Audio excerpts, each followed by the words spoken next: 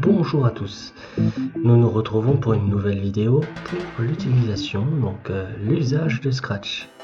Donc qu'est-ce que c'est que Scratch? Et bien, c'est un petit logiciel qui permet d'apprendre la programmation facilement avec des petits outils qui permettent de faire évoluer ce qu'on appelle un lutin. Le lutin, c'est le petit personnage que vous avez là. Donc ce petit personnage, on peut lui faire un certain nombre de choses. Alors, lui c'est le lutin, donc on peut télécharger ou prendre des personnages qui existent déjà, hein, donc il y en a un certain nombre, vous pourrez choisir ce que vous voulez. Voilà. Et vous avez la scène, donc le personnage c'est ce qui est devant, donc ce qui va se déplacer, la scène c'est l'arrière-plan. Donc on peut choisir un arrière-plan au hasard, voilà, tiens, graffiti, ça me paraît bien. Hop, voilà. Et je vais choisir, vu mon graffiti, un lutin qui correspond à ce que je suis en train de faire. Donc voilà, un petit personnage qui fait du hip-hop, très bien, hop, voilà. Donc on va arriver dans la rue. Bon, je n'ai plus besoin du petit chat, je peux le supprimer en cliquant avec le bouton droit de ma souris. Et après en cliquant sur supprimer, hop, voilà. Donc ce petit personnage là, je peux lui faire tout un tas de choses.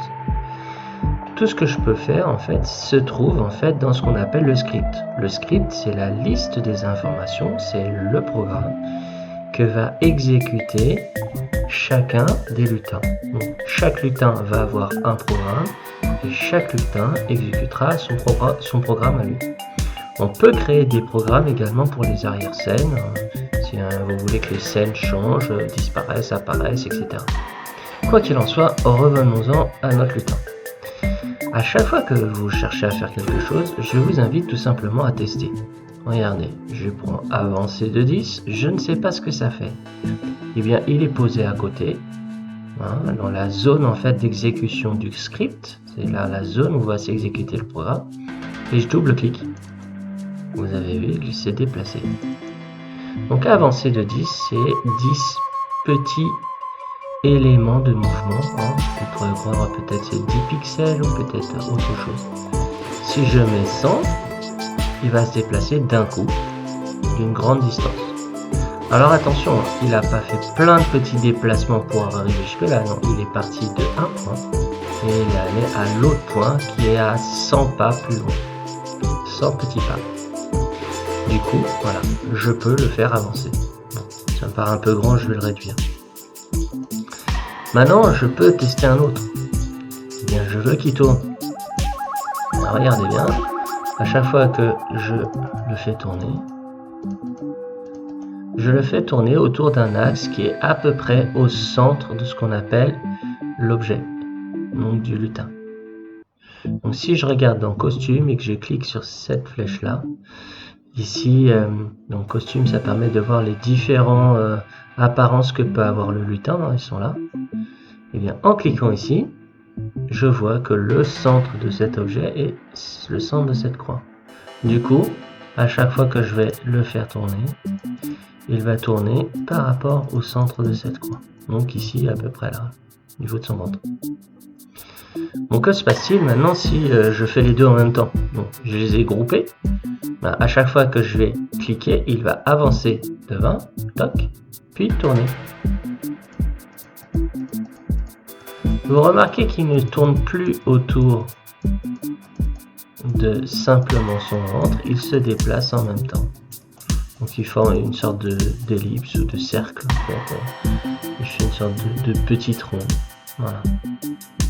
Alors en fait, après, on a tout un tas d'autres choses qu'on peut tester. Je vous invite à le faire. S'orienter à 90 degrés. Et ben on va le remettre tout simplement à l'horizontale. Enfin non, lui à la verticale, mais sur la ligne d'horizon. Voilà, on va diriger vers la droite, diriger vers la gauche. Et ben il part de l'autre côté. Diriger vers le haut. Hop, comme s'il montait, etc., etc. Bon alors c'est bien de le faire avancer, hein, mais on a peut-être envie de faire des choses qui sont, comment dire, se répètent dans le temps et qui font que ça avance. Et ça, ce sera l'objet d'une autre vidéo. Alors, ce que je voudrais vous montrer, c'est qu'on peut également l'envoyer à un endroit donné. Donc là, par exemple, il est à la position moins 64 pour le X et 44 pour les Y. Si je le déplace ici, il n'est pas à cette position. Je reclique et il va revenir à cette position. Je mets haut, il revient. Cette position est, imaginez ici qu'il y a, comme en maths, l'axe des abscisses est désordonné. Il est le point 0 à peu près au centre. Donc s'il est à moins 64, eh bien le centre du lutin, il est à moins 64 en arrière par rapport au X et à plus 44 en haut. Alors ça peut être intéressant quand je veux replacer à chaque fois mon personnage dans la même position. Quel que soit ce qu'il a fait, eh bien au début je vais recliquer là-dessus. Qu'est-ce qui peut être intéressant également dans tout ce qui est position? Eh bien on peut donner 10 à X.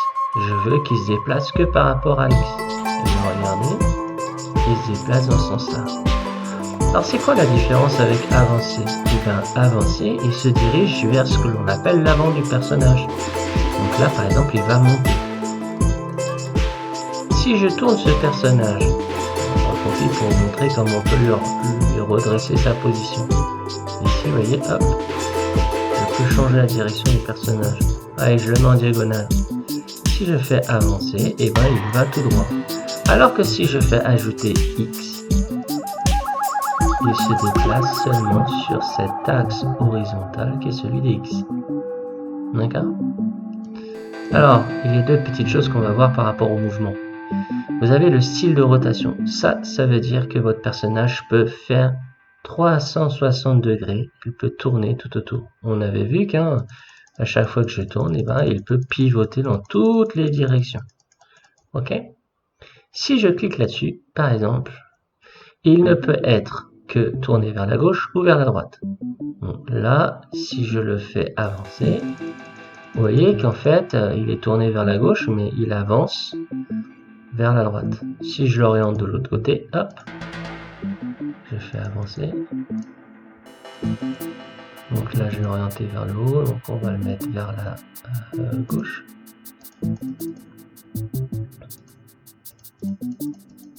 Voilà. Et il avance. Voilà. Donc, ces petits bouts de programme vont vous permettre de faire plein de choses.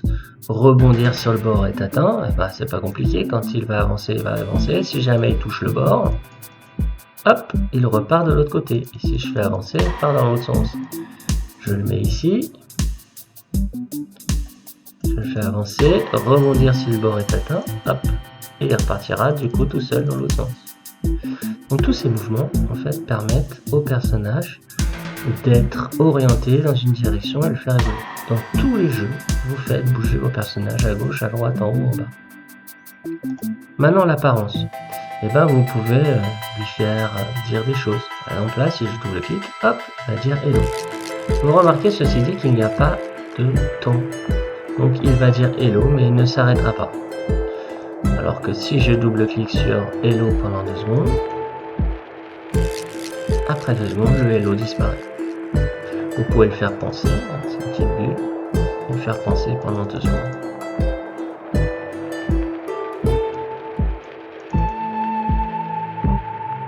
Voilà. Alors vous pouvez changer le temps si vous voulez le faire plus ou moins, etc.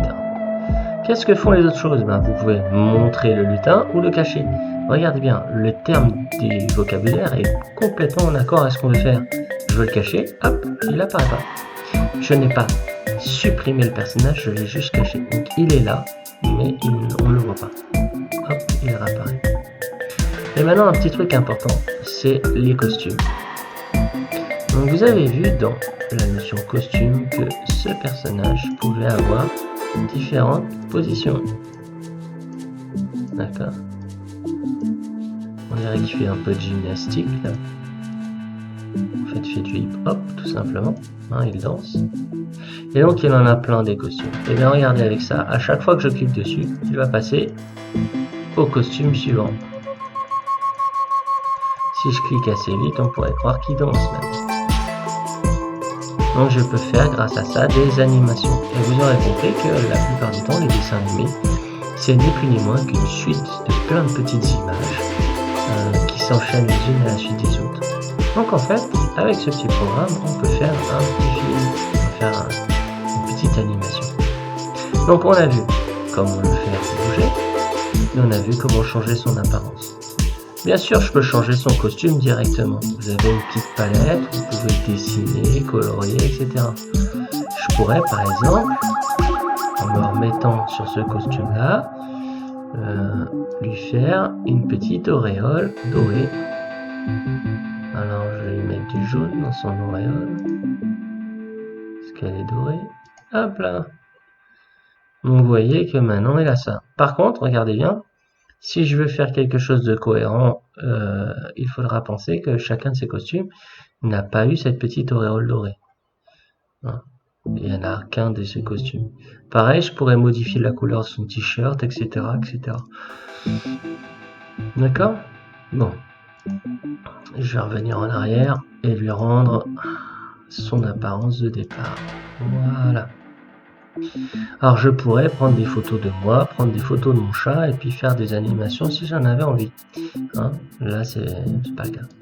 Donc je sais avancer, je sais tourner, je sais avancer selon l'axe de X. Bien évidemment je peux avancer avec l'axe de Y. Je peux donner une valeur à X ou à Y pour positionner quelque part mon personnage. Je peux même fixer son sens de rotation. Voilà. On verra plus tard qu'on peut utiliser également la position du X, Y ou la direction pour savoir à quel endroit est notre personnage. Et du coup, ça peut, si on fait un jeu de labyrinthe par exemple, il y a le début et la fin, et donc pour savoir s'il est arrivé sur la fin. Dans les apparences, par contre, il y a une petite chose qu'on n'a pas encore vue. C'est la taille. Regardez bien, il est à 100% de sa taille, c'est-à-dire qu'il n'a pas été modifié.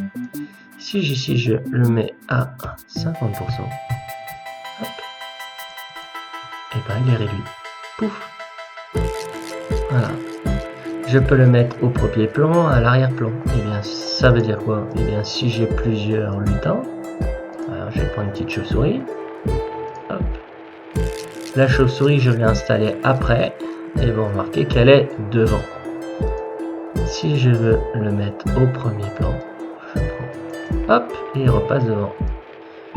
Batman n'a qu'à bien se tenir, il s'est fait supplanter par le personnage. Voilà, je peux déplacer les plans en avant, en arrière, etc. Donc, nous avons tout ce qu'il nous faut pour faire bouger le personnage. Nous n'avons pas encore vu comment on fait